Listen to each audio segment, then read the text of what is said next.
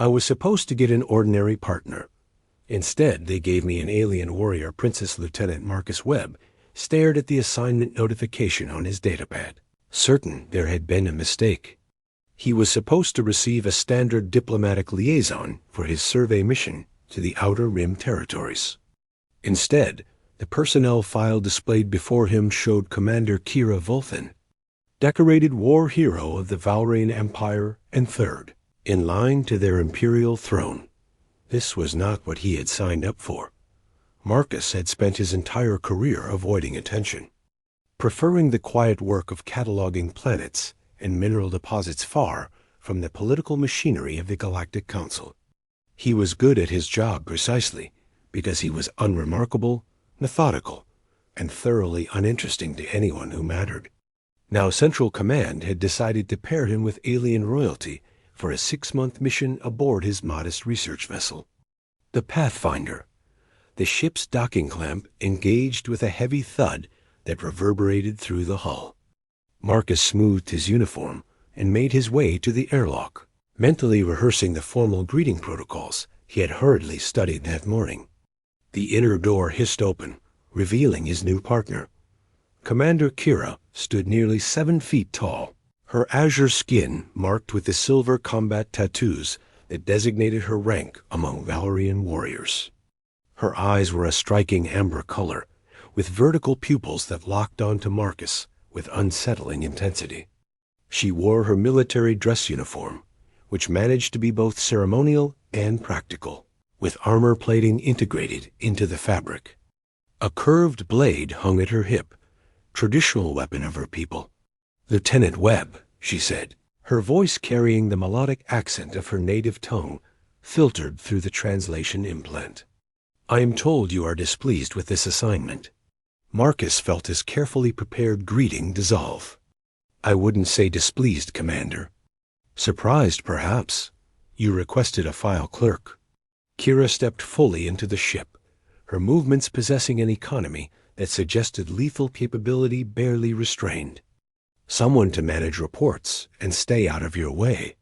"I requested someone appropriate for a survey mission," Marcus corrected, though her assessment was essentially accurate. "With respect, Commander, your qualifications seem somewhat excessive for mineral analysis and planetary mapping." A slight quirk appeared at the corner of Kira's mouth, the Valerian equivalent of a smile. "You are wondering why someone of my rank would accept such an assignment." The thought had crossed my mind. "My superiors believe I need diplomatic experience. Apparently, my approach to negotiations is too direct." She touched the hilt of her blade. "They suggest I learn subtlety from humanity before I cause an interstellar incident." Marcus felt a headache beginning to form. "And they chose me because?"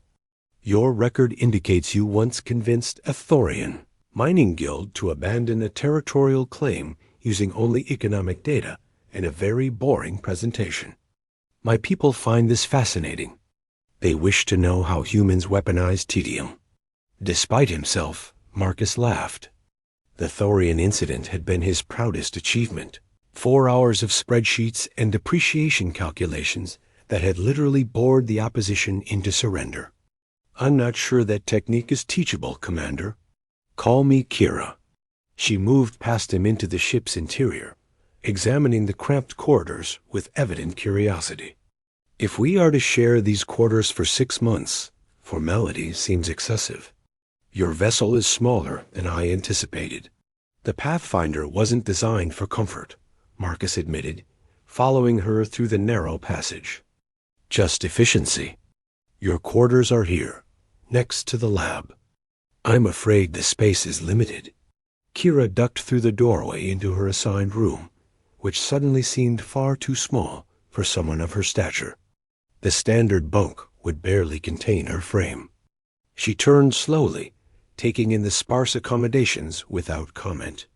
"I have slept in worse conditions," she said finally. "During the border conflicts, I spent 3 weeks in a cave system with 14 other soldiers. This has walls that do not drip in air that does not smell of sulfur. I will adapt." Over the following weeks, Marcus discovered that Kira was nothing like the diplomatic nightmare he had feared. She proved remarkably adept at the technical aspects of survey work, her warrior's attention to detail translating well to data analysis. What she lacked in scientific training, she compensated for with an ability to recognize patterns that Marcus often missed. Their first planetary survey together involved cataloging the mineral composition of a barren moon orbiting a gas giant. Marcus was examining core samples when Kira appeared at his shoulder, studying his readings. "The distribution pattern is wrong," she observed. "What do you mean?" She pointed to his display. "These concentrations of rare metals. They form a grid pattern beneath the surface. Too regular to be natural formation." Marcus enlarged the scan, feeling a chill run down his spine. She was right. What he had dismissed as geological anomaly was clearly artificial. This moon was inhabited. Long ago, yes. Kira's expression had grown serious. "The depth suggests these structures are ancient, perhaps millions of years." They spent the next 3 days excavating and scanning, uncovering the remains of a vast underground civilization. The discovery would rewrite several chapters of galactic history, and Marcus made sure to credit Kira's observation in his report. She seemed puzzled by this. "You did the analysis," she said as he filed the documentation. "Why share credit? You made the discovery." "That matters. Among my people, the leader claims all victories of their unit. Individual contribution is secondary to collective success under proper command. Humanity tends to view things differently," Marcus explained. "We believe acknowledging individual merit strengthens the group. Besides, you saved me from filing an incomplete report. I should be thanking you." Kira was quiet for a moment, her amber eyes studying him with new interest. "Your species is strange, Marcus Webb, but perhaps not unpleasantly so." Their working relationship evolved into something resembling friendship. Marcus taught Kira the finer points of bureaucratic navigation, showing her how the right combination of forms and procedures could achieve goals that force never could. She, in turn, shared stories of her world, painting pictures of crystal cities and vast thermal seas where her people had evolved from aquatic hunters to starfaring warriors. "Do you miss it?" Marcus asked one evening as they shared a meal in the ship's cramped galley. "Your home, your position, the respect you commanded?" "I miss my sisters," Kira admitted. "I am youngest of 5, and we were close before duty scattered us across the Empire. But the rest?" She made a dismissive gesture. "Title and ceremony feel hollow after you have seen actual combat. People bow to my rank while secretly hoping I will fail, so they may advance in my place. At least here, if you find me foolish, you say so directly." "I don't find you foolish," Marcus said quietly. "I find you remarkable. You've adapted to this mission better than I have, honestly. I'm still not sure why Command assigned you to me. Perhaps they knew what they were doing." Kira met his gaze across the small table. "I have learned much from watching you work, Marcus. You treat every task with equal importance, whether analyzing rock samples or filing reports. You see the mission, not the glory. This is a warrior's quality, even if you do not carry a blade. I'm no warrior. You are a warrior of different kind. You fight ignorance with knowledge, chaos with order. There is honor in this." The mission's turning point came during their survey of an asteroid field in a disputed sector. They detected a distress signal from a small transport vessel caught in a gravitational anomaly. The ship was Valerian, its crew injured and systems failing. Marcus immediately plotted a rescue course, but Kira placed her hand on his arm. "This is dangerous. The gravitational fluctuations are unpredictable. Regulations state we should call for assistance from the nearest military vessel, which would arrive in 6 hours," Marcus said.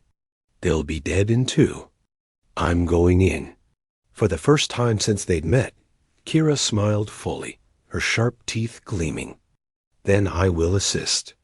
Perhaps you are more of a warrior than you believe, Lieutenant." The rescue was harrowing, requiring every bit of piloting skill Marcus possessed and all of Kira's strength to physically haul injured crew members through damaged bulkheads. When they finally returned to the Pathfinder with all survivors aboard, both were exhausted and battered, but alive. Later, as they treated each other's minor injuries in the medical bay, Kira spoke softly. "I understand now why they chose you for this assignment. You needed someone to see past your self-imposed limitations. And I needed someone to show me that strength comes in many forms." "I think we both learned something," Marcus agreed. "Though I still maintain you're overqualified." "Perhaps I was overqualified for what I was doing before," Kira countered. "My sisters believe that leadership requires distance from those you command. You have shown me that working beside someone, understanding their efforts, and sharing their struggles creates a stronger bond than any hierarchy." The mission continued, their partnership seamless now, built on mutual respect and genuine affection. When they finally returned to Council space, Marcus submitted his final report, recommending that Kira's diplomatic training be considered complete. She had mastered not just the technical aspects of cooperation, but the human quality that made.